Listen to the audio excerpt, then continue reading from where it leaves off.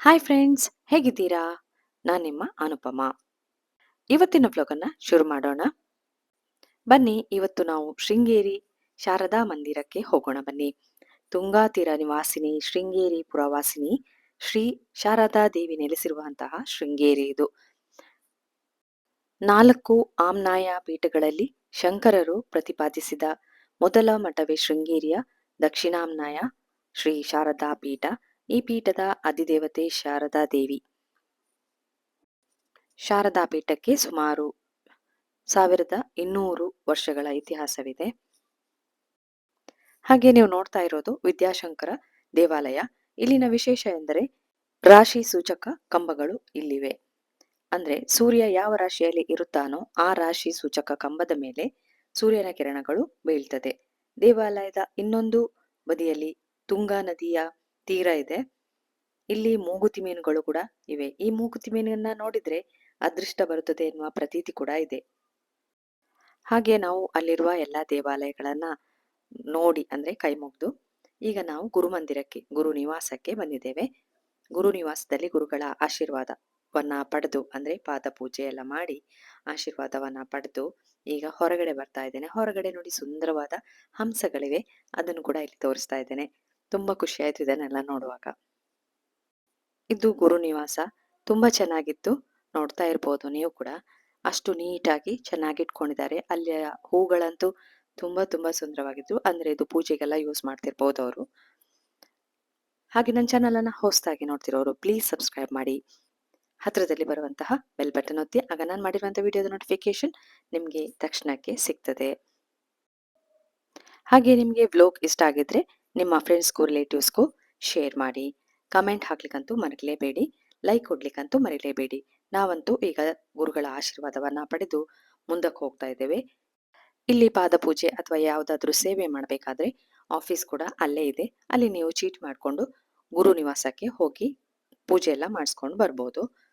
ನೋಡಿ, ಮುಂದಕ್ಕೆ ಹೋದ್ರೆ ಅಧಿಷ್ಠಾನ ಮಂದಿರ ಕೂಡ ಇದೆ. ಅಲ್ಲೂ ಕೂಡ ಒಂದು ಪ್ರಾರ್ಥನೆಯನ್ನ ಮಾಡಿಕೊಂಡು ಮುಂದಕ್ಕೆ ಹೋಗಿ. ಇಲ್ಲಿ ಮಕ್ಕಳಿಗೆ ಅಕ್ಷರಾಭ್ಯಾಸ ಕೂಡ ಮಾಡ್ತಾರೆ. ಅಕ್ಷರಾಭ್ಯಾಸ ಮಾಡಿದ ಮಕ್ಕಳು ಬುದ್ಧಿವಂತರಾಗ್ತಾರೆ ಎನ್ನುವ ನಂಬಿಕೆ ಕೂಡ ಇಲ್ಲಿ ಇದೆ.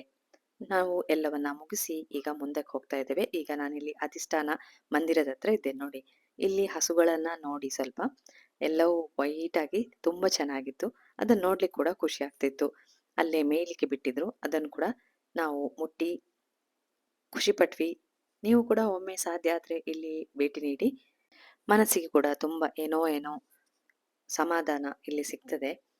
ನಾವು ಎಲ್ಲವನ್ನ ನೋಡ್ತಾ ಈಗ ಮುಂದಕ್ಕೆ ಹೋಗ್ತಾ ಇದ್ದೇನೆ. ನಾನು ಸಂಡೇ ಹೋದ್ರಿಂದ ಜನ ಕೂಡ ಅಷ್ಟೇ ಇದ್ರು, ತುಂಬಾ ಜನ ಇದ್ರು.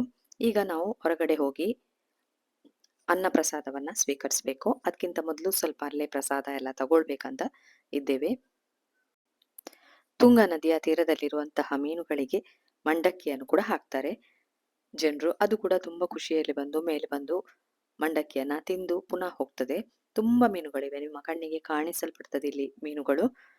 ನೋಡಿ ಎಷ್ಟು ಚೆನ್ನಾಗಿ ಕಾಣ್ತಿದೆ ಅಲ್ಲ ಗೋಪುರ.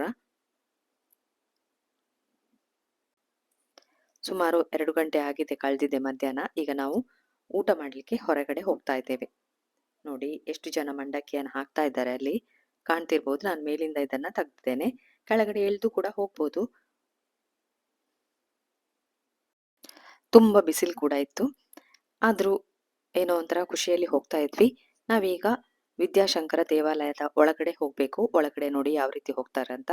ಅದೇ ರೀತಿ ಅಲ್ಲಿನ ಕಲ್ಲಿನಲ್ಲಿರುವಂತಹ ಕೆತ್ತನೆ ಕೆಲಸ ಅಂತೂ ಅದ್ಭುತವಾಗಿತ್ತು. ಅದನ್ನ ನೋಡುದೇ ಚಂದ. ಅಲ್ಲಿಯ ಫೋಟೋಗಳನ್ನ ತೆಗೆದು ಖುಷಿ ಪಡೋದು ಇನ್ನೊಂದು. ತುಂಬಾ ಜನ ಸೆಲ್ಫಿ ತಗೊಳ್ತಾ ಇದ್ರು. ನೋಡ್ಬೋದು ನೀವು ಯಾವ ತರ ಇದೆ ಅಂತ. ತುಂಬಾ ಖುಷಿ ಆಗ್ತದೆ ನೋಡುವಾಗ. ಹಾಗೆ 2 ಆನೆಗಳು ಕೂಡ ಇದ್ವು, ಅವುಗಳಿಂದ ಕೂಡ ಜನರು ಆಶೀರ್ವಾದವನ್ನ ಪಡೆದುಕೊಳ್ತಾ ಇದ್ರು. ಅಲ್ಲೇ ಅನೇಕ ಚಿಕ್ಕ ಚಿಕ್ಕ ದೇವಾಲಯಗಳು ಇದ್ವಿ, ಅಂದ್ರೆ ಗಣಪತಿ ಆ ತರ ಎಲ್ಲವನ್ನ ನೋಡಿ ಕೈ ಮುಗ್ದು ನಾವೀಗ ಊಟಕ್ಕೆ ಹೋಗ್ತಾ ಇದ್ದೇವೆ.